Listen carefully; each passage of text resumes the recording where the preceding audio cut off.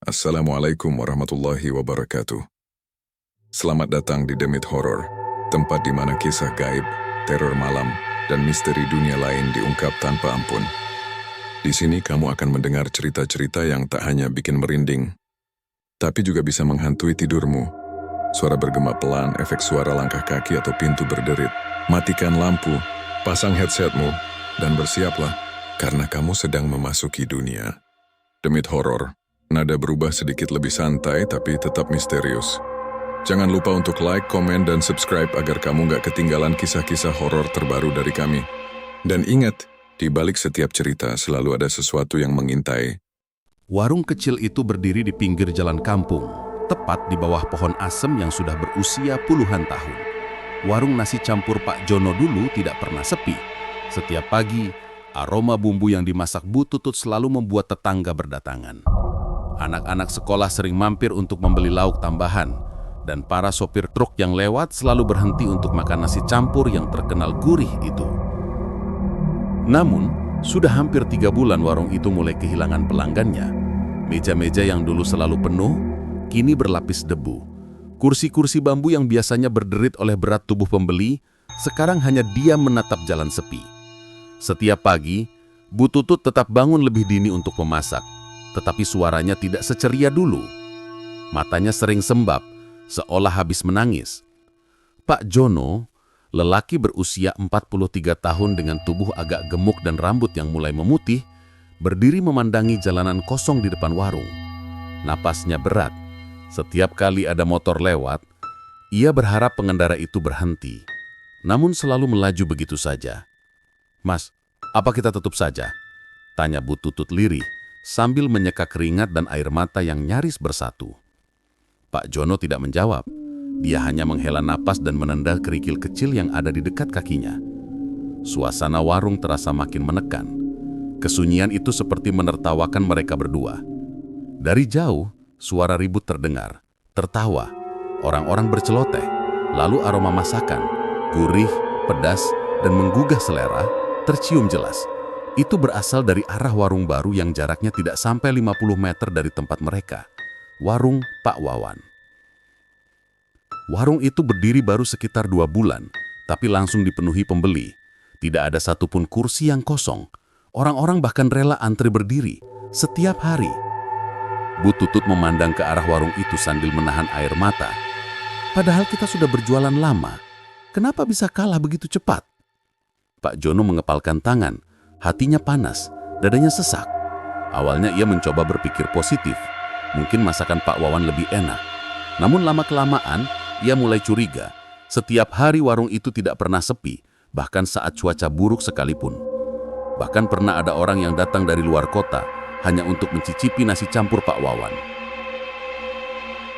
Kecurigaan itu semakin kuat ketika seorang tetangga berbisik padanya. "Pak Jono, saya dengar warung itu ada penunggunya. Ada yang bantu, makanya langsung ramai." Saat mendengar itu, bulu kudut Pak Jono naik. Ia ingin mengabaikannya, tapi kenyataan di depan mata membuat pikirannya terus diganggu oleh rasa iri, takut, dan tekanan ekonomi. Malamnya, angin bertiup lebih kencang dari biasanya. Atap seng warung bergemeretak. Pak Jono duduk di kursi bambu, menatap lampu minyak yang goyang-goyang diterpa angin. Ia merasa seolah-olah ada sesuatu yang memperhatikan dari sudut gelap warung. Bu Tutut keluar membawa segelas teh. "Mas, kita harus gimana? Uang tabungan tinggal sedikit. Anak-anak butuh biaya sekolah. Aku takut." Pak Jono menatap istrinya. "Aku juga bingung, Tut. Tapi kalau begini terus, kita bisa bangkrut." Saat itulah suara langkah kaki terdengar dari jalan. Pelan, berat, seperti orang tua yang berjalan dengan sendal usang. Pak Jono menoleh.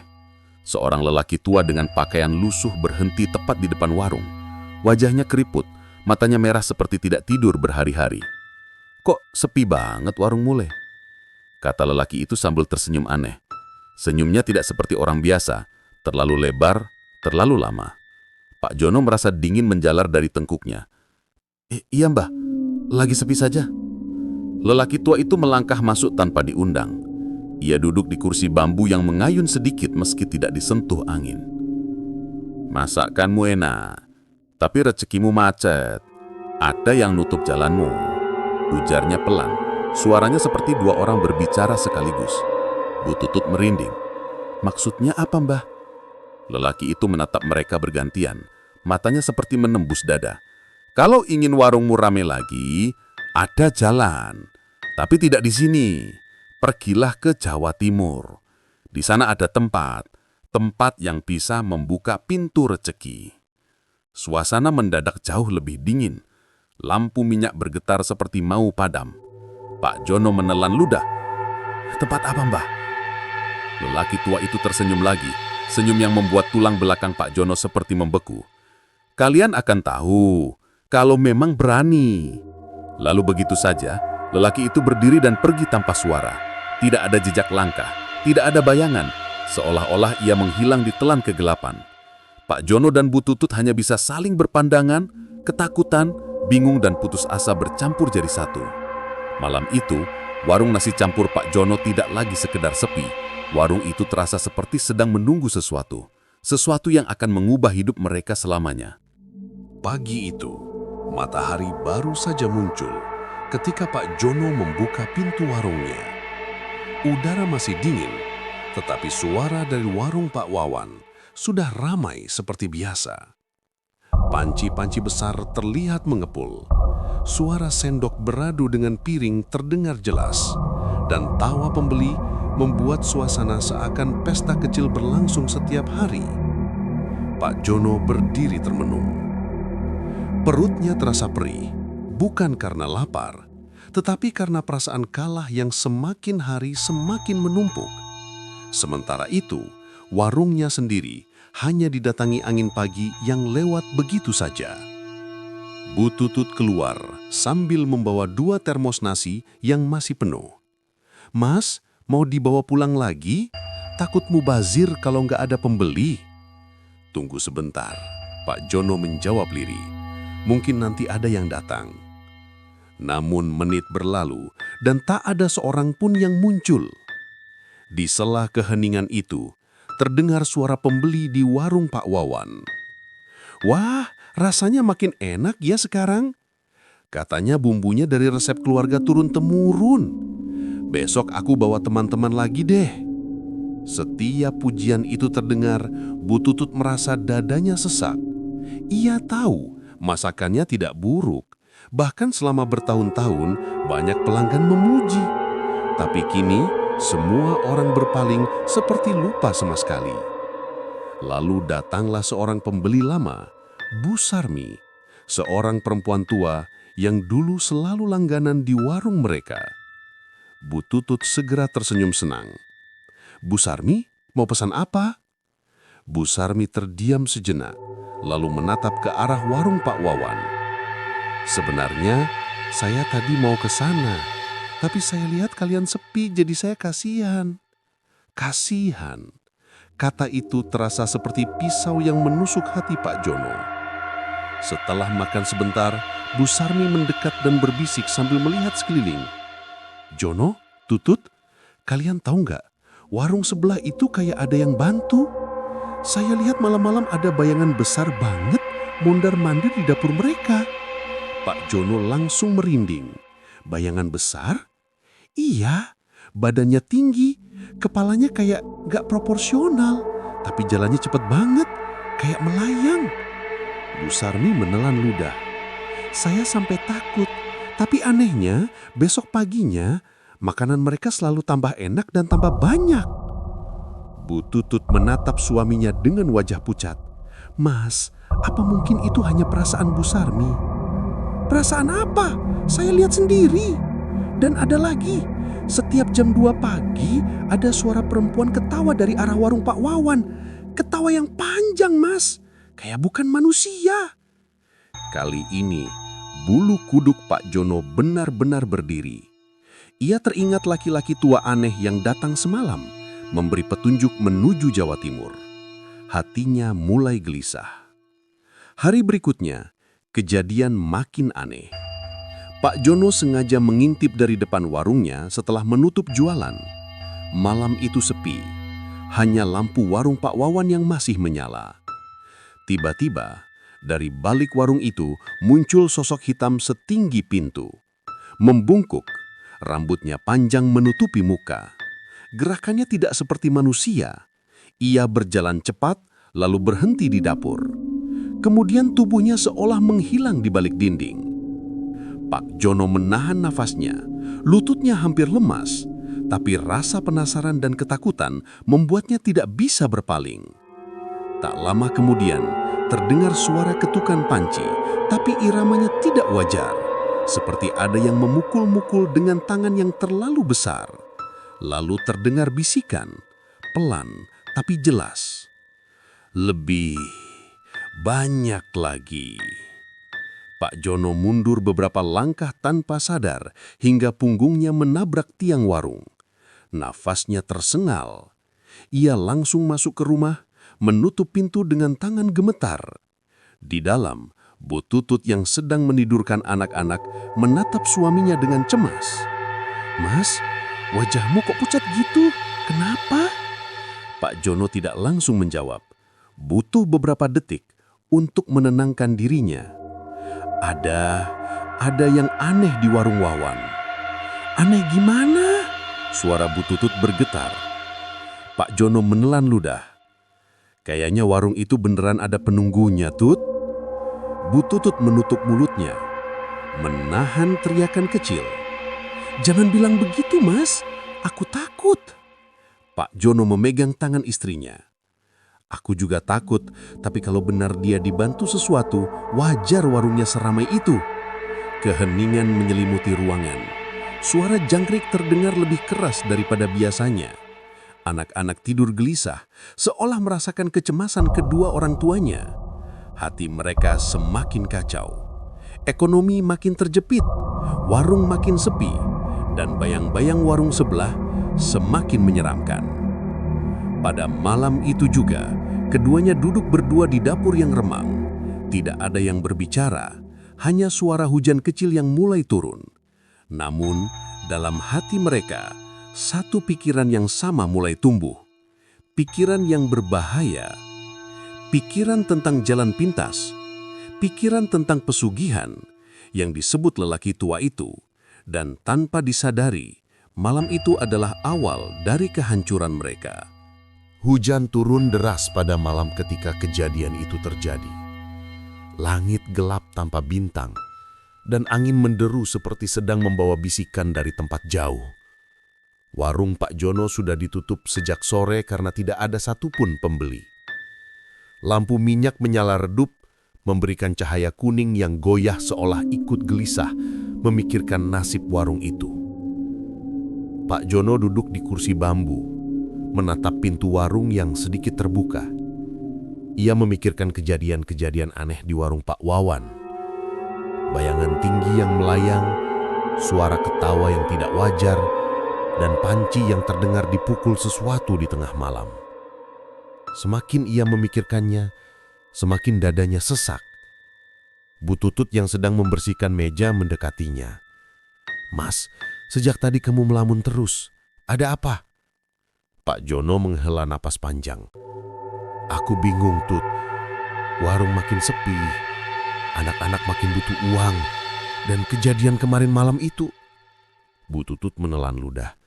"Mas, jangan kepikiran yang aneh-aneh. Kita masih bisa usaha. Kita masih bisa..." Kalimat itu belum selesai ketika terdengar suara duk, duk, duk dari luar. Suara ketukan pelan, tetapi jelas berasal dari teras warung. Pak Jono dan Bu Tutut saling pandang. Tubuh Bu Tutut merinding, sementara Pak Jono bangkit perlahan. Hatinya berdebar. Angin tiba-tiba berhenti bertiup, membuat suasana semakin mencekam. Pak Jono membuka pintu warung sedikit, hanya cukup untuk melihat siapa di luar. Di sana berdiri laki-laki tua yang sama dengan malam sebelumnya. Pakaian lusuh, rambut putih kusut, dan mata merah lembab seperti tidak pernah berkedip. Namun kali ini wajahnya tampak lebih pucat, seolah tidak punya darah lagi. "Leh, kamu belum mengikuti pesanku rupanya," katanya dengan suara serak yang bergema aneh seperti berasal dari dalam sumur dalam. Bu Tutut langsung bersembunyi di belakang Sukminya. Mbah, Kok jenengan kok ada di sini lagi?" Laki-laki itu tersenyum lebar, terlalu lebar seperti rahangnya bisa robek kapan saja. "Aku hanya ingin memastikan apakah kalian sungguh menginginkan rejeki kembali lancar." Pak Jono menelan ludah. Mbah waktu itu bilang ada tempat di Jawa Timur.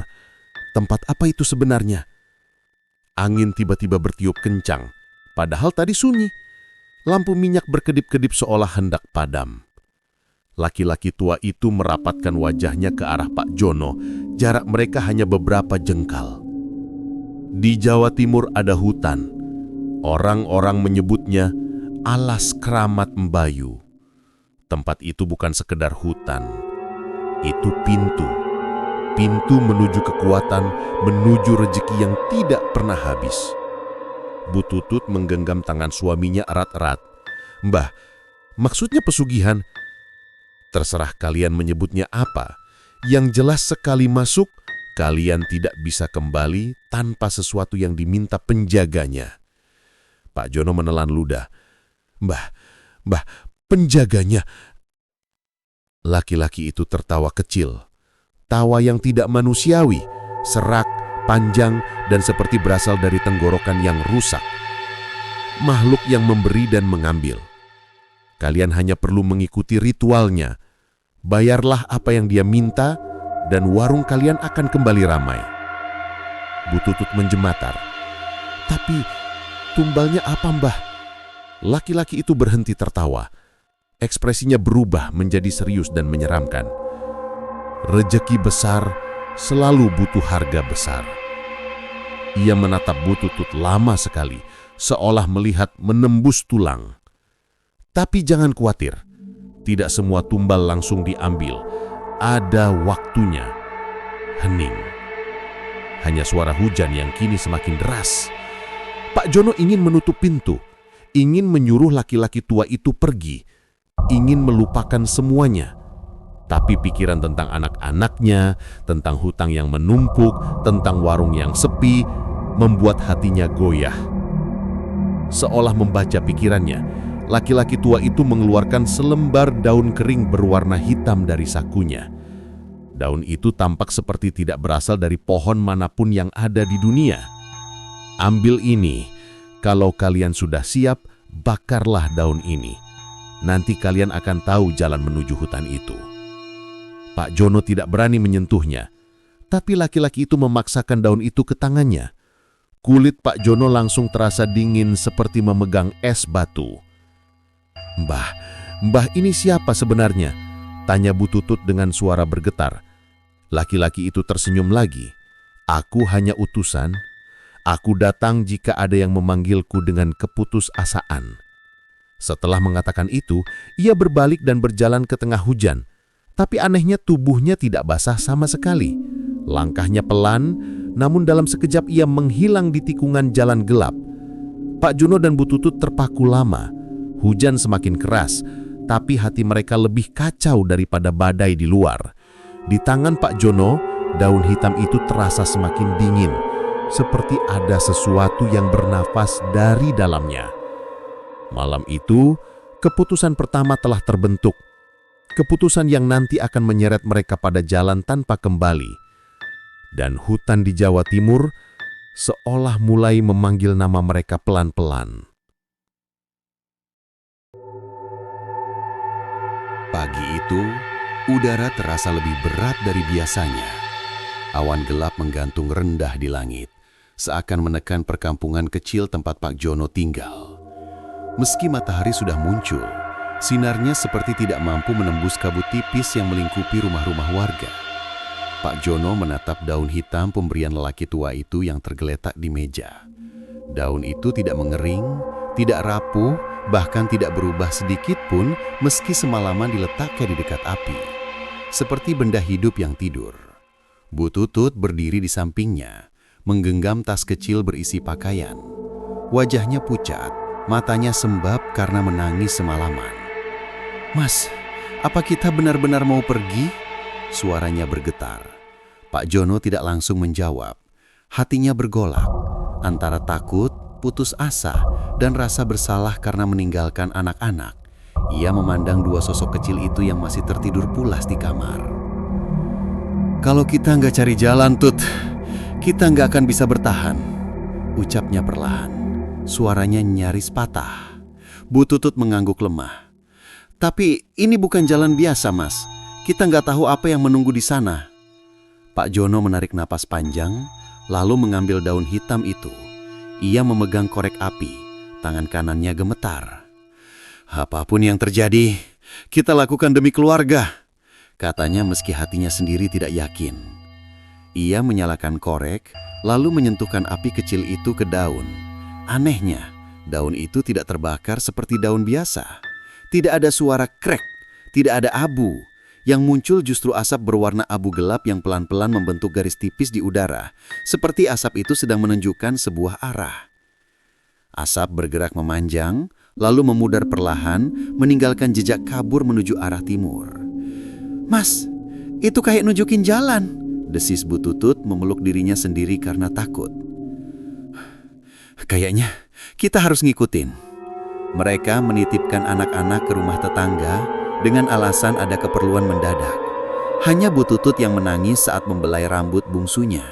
Bagian hatinya yang paling dalam terasa seperti akan putus.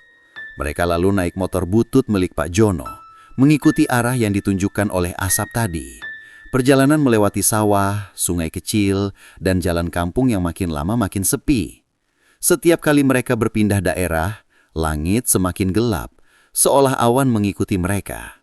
Angin bertiup dingin, menusuk tulang. Setelah menempuh perjalanan panjang menuju perbatasan Jawa Timur, mereka tiba di sebuah desa yang tampak sangat sunyi. Rumah-rumah tua berdiri saling berjauhan.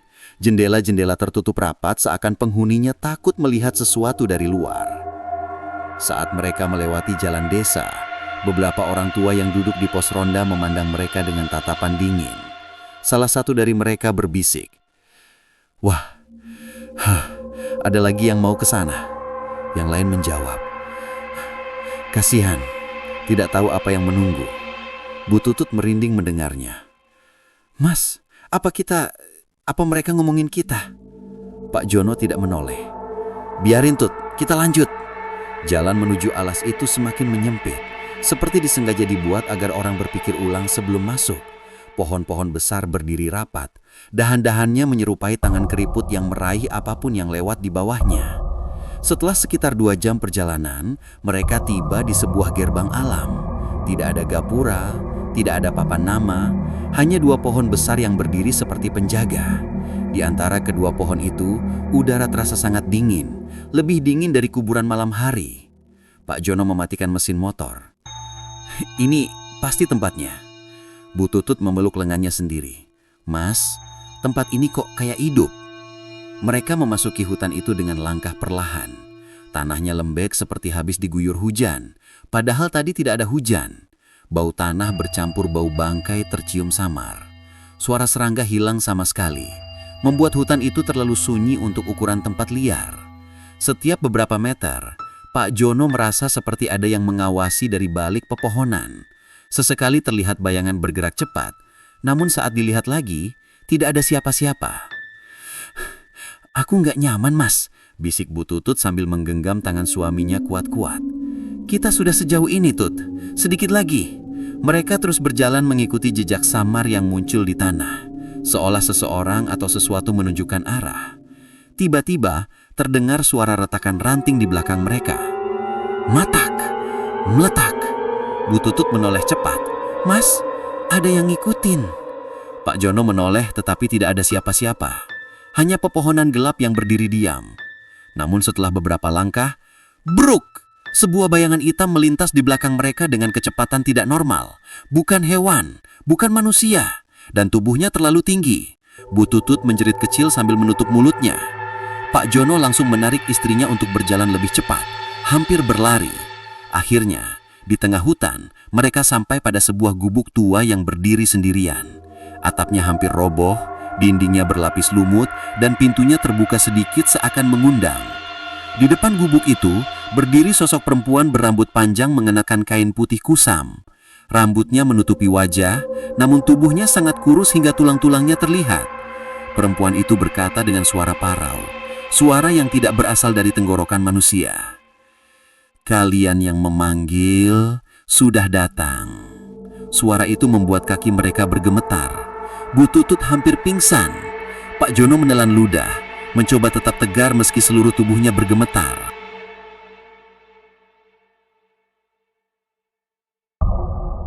Angin dini hari merayap pelan melewati celah dinding warung Bu Ika. Sekalipun kompor sudah dimatikan dan pelanggan sudah pulang sejak lama, aroma kuah daging masih menggantung di udara. Bu Ika duduk sendirian di bangku panjang, memijat pelipisnya yang sejak beberapa hari ini terus berdenyut. Ada sesuatu yang membuatnya tak tenang, sesuatu yang tidak bisa ia jelaskan dengan kata-kata. Sejak malam Ibu Yuli masuk ke hutan Banyuwangi untuk mencari pesugihan, Bu Ika merasa warungnya seperti diawasi. Kadang ia melihat bayangan gelap di sudut dapur. Kadang mendengar langkah kaki dari belakang warung, padahal tak ada siapapun di sana. Ia mencoba mengabaikan semua itu, tapi malam itu, bisikan itu kembali muncul. Ada yang datang. Suara lirih itu mengalun pelan, seolah berasal dari dalam telinganya sendiri. Bu Ika tersentak, berdiri, lalu menoleh ke kiri dan kanan. Tidak ada siapapun, hanya meja-meja kosong dan lampu neon yang berkelip lemah. "Siapa?" Suara Bu Ika bergetar. "Kalau mau makan besok pagi saja, saya sudah tutup." Tak ada jawaban. Hanya suara sendok yang tiba-tiba jatuh sendiri dari meja, padahal tak ada angin. Bu Ika mendekat pelan. Tangan tuanya gemetar saat ia memungut sendok itu. Ujungnya terasa dingin, bukan dingin seperti logam biasa, tapi dingin seperti habis dicelupkan ke es. Ia buru-buru meletakkannya kembali dan mundur satu langkah. Tiba-tiba, pintu belakang berderit pelan. Terbuka sedikit, lalu tertutup, lalu terbuka lagi. Bu Ika mematung. "Astagfirullah, ini kenapa ya Allah?" Dari celah pintu, ia melihat sesuatu bergerak. Seperti rambut panjang yang menjulur dari luar, melambai pelan seolah ditiup angin. Tapi tak ada angin malam itu. Semua terasa berdesak, pengap, dan menekan. Rambut itu kemudian perlahan ditarik keluar, menghilang dalam gelap. Bu Ika menelan ludah. Ketika ia hendak menutup pintu, tiba-tiba terdengar suara geraman dari luar. Pelan, tapi jelas, seperti berasal dari makhluk yang bukan manusia. Ia mundur bertebirit-birit. Sementara itu, di rumahnya, Ibu Yuli sedang memandangi dua anaknya yang tidur pulas. Di wajahnya terselip senyum kemenangan. Pesugihan itu terbukti bekerja. Warung Bu Ika mulai sepi 2 hari terakhir. Pelanggan yang biasanya terlihat di sana kini datang ke warungnya. Namun setiap malam, tepat setelah ia mematikan lampu dapur, suara nafas berat terdengar dari kamar mandi. Suara itu semakin lama semakin keras, seperti makhluk besar yang sedang menunggu untuk dipanggil. "Bayaran, waktunya sudah dekat." Suara itu tak sekedar menggema, suara itu terasa masuk ke dalam kepalanya, membuat kulit lehernya merinding dan lututnya lemas. Ibu Yuli memegang dadanya. Aku belum siap, jangan sekarang." Tak ada jawaban, hanya suara ketukan dari dinding kamar mandi 3 kali, pelan tapi menghantam jantungnya seperti palu. Tok, tok, tok. Di sisi lain, jauh di dalam warungnya, Bu Ika juga mendengar ketukan itu. Padahal ia tidak sedang berada dekat dinding manapun. Ketukan itu muncul dari bawah lantai kayu tempat ia berdiri. Tok, tok, tok. Suara itu seperti memanggilnya. Malam itu, keduanya, Ibu Yuli dan Bu Ika, merasakan hal yang sama. Sesuatu sedang bergerak, mendekat dari kegelapan. sesuatu yang bukan manusia, sesuatu yang lapar. Sejak kejadian ketukan misterius itu, malam-malam Bu Ika tidak pernah lagi terasa tenang. Rasa takut yang sebelumnya hanya berupa firasat, kini berubah menjadi teror yang nyata. Setiap kali ia mencoba memejamkan mata, telinganya mendengar suara yang sama, bisikan lirih, seperti suara seseorang yang menahan napas panjang di belakang pintu. Malam itu, Bu Ika terbangun dengan napas terengah, seolah baru berlari jauh. Di luar kamarnya, ia mendengar suara kursi bergeser dari arah warung. Ia tahu betul, ia sudah merapikan semuanya sebelum tidur. Tidak mungkin ada angin yang cukup kuat untuk menggeser kursi kayu berat itu. Dengan hati-hati, ia membuka pintu kamar.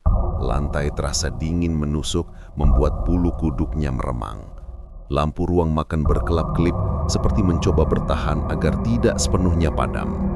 Ia menelan ludah, lalu melangkah perlahan. Kursi di meja tengah bergerak lagi. Gerak. Kali ini Bu Ika menyaksikannya dengan mata kepala sendiri. Kursi itu bergeser beberapa sentimeter, seperti ada yang baru saja duduk atau berdiri dari sana. Di atas meja, mangkuk kosong yang seharusnya sudah disimpan, kini tergeletak, penuh jejak lendir hitam yang berbau anyir. Bu Ika menutup mulutnya, hampir muntah. Astagfirullah, siapa di sini? Tidak ada jawaban. Namun, napas seseorang terdengar. Berat, lambat, dan sangat dekat. Di sisi lain, Ibu Yuli tak sedang ketakutan. Justru ia sedang sibuk memasak dalam warungnya yang kini ramai oleh pelanggan. Kuah soto daging mendidih, aroma bawang goreng menyebar, dan kursi-kursi selalu penuh. Uang mengalir deras setiap hari. Matanya berbinar, wajahnya semakin cerah. Namun di balik senyum itu, tubuhnya mulai menunjukkan tanda aneh. Kulit di lehernya terlihat mulai menghitam seperti memar yang terus membesar. Setiap malam, tangannya merasa dingin seolah tidak dialiri darah. Dan yang paling mengerikan, bayangan di cermin sering bergerak sendiri. Malam itu setelah menutup warung, ia masuk ke dapur untuk mencuci piring. Saat ia menyalakan keran, ia menyadari ada bayangan tambahan di lantai. Bukan bayangannya, bukan bayangan lemari, tapi bayangan besar dengan kepala menunduk seperti makhluk yang merangkak tepat di belakangnya. Ibu Yuli membeku. Perlahan ia menoleh. Tidak ada siapapun, tapi bayangan itu masih ada di lantai. Lebih panjang, lebih jelas, dan bergerak. Makhluk itu merayap mendekat, meski tak terlihat wujud aslinya. Bayangannya saja sudah cukup membuat tubuh Ibu Yuli hampir rubuh. Suara berat muncul, menggetarkan tulang-tulangnya. Waktunya bayar. Suara itu dalam, basah, seperti keluar dari tenggorokan makhluk yang tidak seharusnya hidup. Ibu Yuli menutup telinganya. Aku butuh waktu. Warungku belum stabil. Jangan sekarang. Bayangan itu berhenti, lalu menunjuk ke arah pintu warung. Ambil satu pengganti. Kalimat itu perlahan memudar, tetapi maknanya menusuk seperti pisau. Ibu Yuli tahu apa maksudnya. Pesugihan itu menuntut nyawa.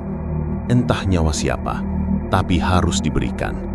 Jika tidak, makhluk itu akan mengambil apa saja yang ia sayangi, anaknya, atau bahkan dirinya sendiri. Malam yang sama, Bu Ika duduk di pojok warung sambil menahan tangis. Ia merasa ada sesuatu yang berusaha masuk ke dalam hidupnya, sesuatu yang bukan miliknya, sesuatu yang berasal dari orang lain. Tanpa sadar, ia berbisik lirih, "Ya Allah, siapa yang mengirim semua ini ke warungku?" Dan saat lampu padam tiba-tiba, jawaban itu muncul di telinganya. Sangat dekat, seolah ada mulut yang menempel di daun telinganya. Dia yang kau kenal, sangat dekat. Bu Ika terperanjat, tubuhnya gemetar hebat. Sementara itu, di rumahnya, Ibu Yuli hanya memandang keluar jendela. Hatinya berdebar keras. Bayangan makhluk itu masih bergerak di sudut ruangan. Hatinya harus memilih. Dan ia tahu, Bu Ika mungkin akan menjadi orang pertama yang masuk dalam daftar pengganti itu. Malam itu, semuanya berubah menjadi lebih gelap, lebih dingin, dan jauh lebih mematikan. Warung nasi campur Pak Jono kini ramai setiap hari. Orang-orang berdatangan tanpa henti, bahkan sampai malam. Uang mengalir begitu deras, tetapi kebahagiaan itu hanya terasa di permukaan. Di balik tawa pelanggan, ada sesuatu yang busuk mulai tumbuh di dalam keluarga tersebut. Dan semuanya dimulai dari tubuh Pak Jono. Awalnya hanya sakit kepala ringan, lalu menjadi pusing berputar sampai ia harus berpegangan pada dinding. Setelah itu, muncul rasa haus yang tak wajar. Setiap malam, ia meminum air 1 teko, tapi masih saja merasa kehausan, seperti orang tersesat di gurun. Hingga suatu pagi, ketika ia hendak mencuci muka, ia melihat sesuatu di cermin. Di bagian bawah mata kirinya, muncul garis hitam, sangat halus, seperti retakan pada kaca. Ia menggosoknya, tetapi garis itu tidak hilang. Saat ia mendekatkan wajah, garis itu bergerak. Bukan retakan, bukan bayangan. Urat hitam yang hidup.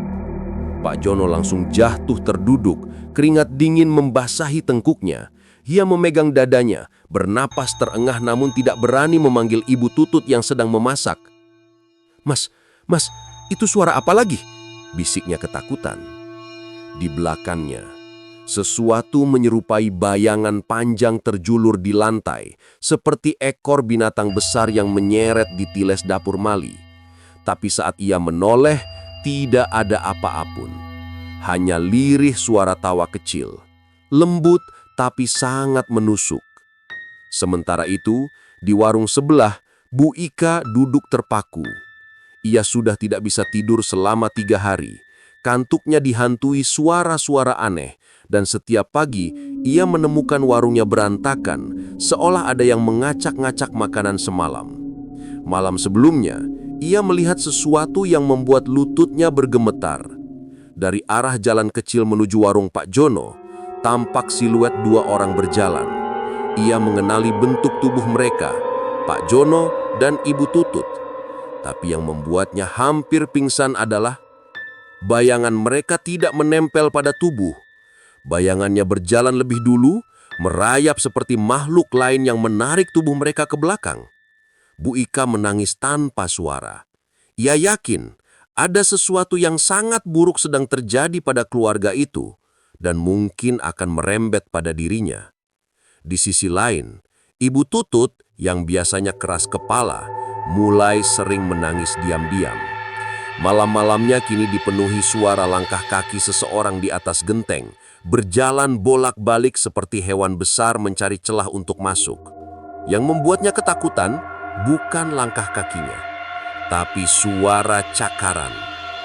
Prak, prak, prak, seperti kuku panjang yang menggaruk genteng dari luar.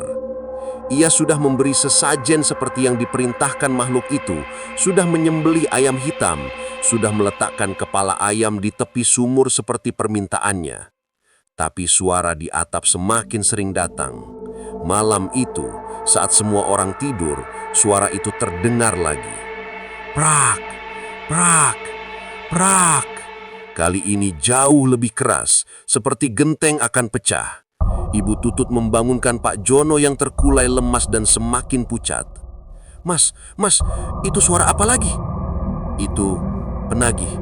Dia menunggu jatah kita," katanya dengan suara serak. Ibu Tutut menutup mulutnya, menahan teriakan. "Mas, kita nggak bisa terus begini. Aku takut. Anak-anak, mereka bakal ikut kena kalau kita..." Bruk! Sesuatu jatuh keras di halaman belakang. Keduanya tersencak. Perlahan mereka merayap ke jendela untuk mengintip. Dan di sana, di bawah cahaya redup lampu teras, mereka melihatnya. Bukan manusia, bukan hewan. Sebuah tubuh hitam memanjang dengan banyak tangan kecil yang bergerak-gerak seperti bayi-bayi tanpa wajah menempel di punggung makhluk itu.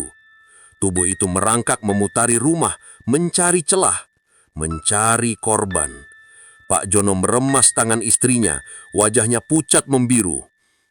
Tutut, mulai malam ini, kita harus siap untuk menyerahkan satu nyawa.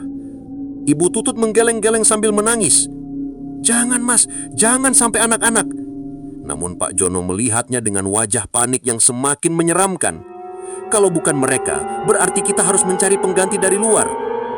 Dek, Ibu Tutut tahu siapa yang dimaksud suaminya. Bu Ika. Dan malam itu keputusan mengerikan mulai terbentuk. Sementara di luar rumah, makhluk itu merangkak sambil menggosok-gosokkan kuku-kuku panjangnya ke dinding, menandakan waktunya yang semakin dekat. Pesugihan itu tidak akan menunggu lebih lama lagi, dan keluarga Pak Jono harus membayar dengan cara apapun.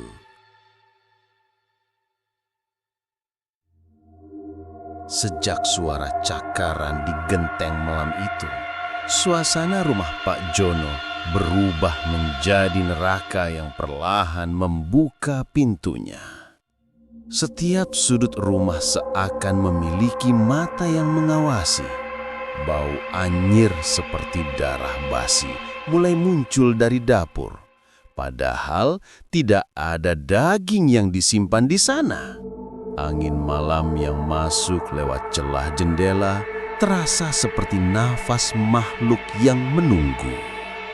Anak-anak mereka, Dila dan Raffi, mulai sering menangis tanpa alasan. Terkadang mereka menunjuk ke pojokan gelap rumah sambil berkata, "Ibu, ada yang merangkak di sana." Namun ketika Ibu Tutut menoleh, tidak ada siapapun. Hanya bayangan yang tampak sedikit lebih gelap dari biasanya, seolah ada sesuatu di baliknya. Malam itu, Pak Jono duduk sendirian di ruang makan. Lampu temaram kuning memantulkan wajahnya yang semakin pucat dan cekung.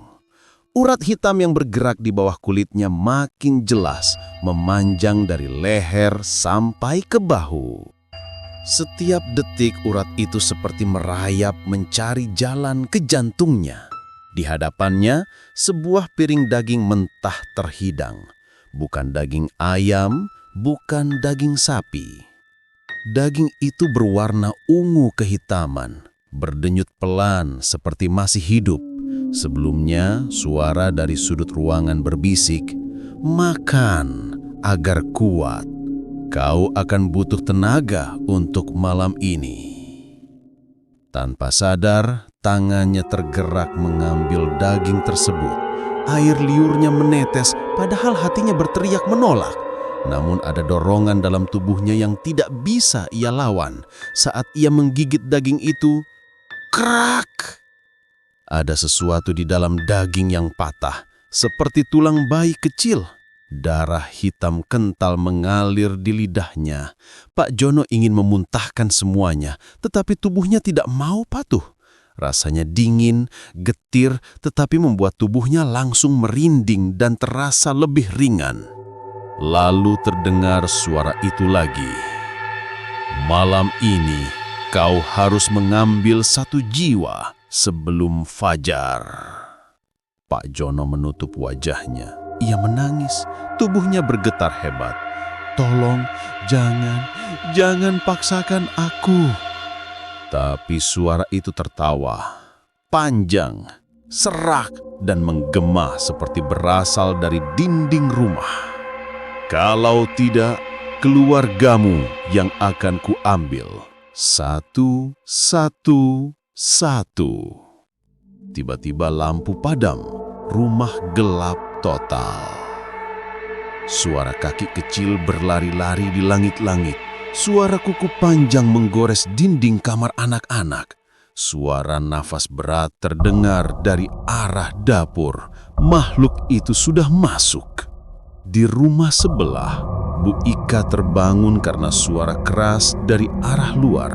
Suara seperti seseorang menyeret sesuatu melintasi jalan. Ketika ia mengintip dari lubang jendela, ia melihat sosok yang membuat tubuhnya limbung. Itu Pak Jono.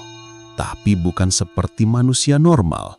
Tubuhnya membungkuk seperti tulang belakangnya patah, tangannya panjang, hampir menyentuh tanah, matanya merah dan membesar, dan dari mulutnya keluar suara yang bukan suara manusia. Ia berjalan menuju rumah Bu Ika, menyeret sebuah karung besar. Karung itu bergerak seperti ada sesuatu hidup di dalamnya. Bu Ika menjerit kecil dan menutup mulutnya. Ia mundur perlahan, tapi lututnya gemetar begitu kuat hingga ia hampir jatuh. "Ya Allah, apa yang terjadi dengan dia?" bisiknya sambil menangis. Di sisi lain rumah, Ibu Tutut memeluk dua anaknya erat-erat. Keduanya menangis ketakutan. Dari luar kamar terdengar langkah berat. Makhluk itu berjalan perlahan, mendekat dari arah dapur menuju kamar mereka. Duk, duk, duk. Langkah itu berhenti tepat di depan pintu. Lalu pintu bergoyang. Kemudian terdengar suara usapan jari panjang menggaruk permukaan kayu. Srek, srek. "Bu, itu apa?" tanya Dilah sambil terisak. Ibu Tutut menahan nafas, tidak berani membuka mulut. Tiba-tiba dari balik pintu terdengar suara Pak Jono. Namun bukan suara yang ia kenal. Suara yang terdengar itu lebih rendah, menggema, dan serak seperti 2 atau 3 suara bercampur menjadi satu. "Tutut, buka pintunya. Aku bawa pengganti." Tubuh Ibu Tutut melemas mendengarnya. Pak Jono telah menyerah pada pesugihannya. Ia telah memilih seseorang dan kini ia membawa korban itu pulang. Pintu bergoyang semakin keras. Dila dan Raffi menjerit ketakutan. "Buka, Tutut!" Bentakan itu bukan bentakan manusia. Itu seperti suara makhluk yang sedang menelan nama suaminya. Ibu Tutut tidak kuat lagi menahan air mata. Ia menutup telinga anak-anak dan bersandar ke pintu yang bergetar hebat. Makhluk di luar kamar kini memaksa masuk. Sementara di luar rumah, karung yang dibawa Pak Jono mulai mengeluarkan suara rintihan lemah. Dan malam itu adalah awal dari pertumpahan darah yang tidak bisa dihindari. Pesugihan sudah menagih, dan tidak ada yang bisa menghentikan pembayarannya.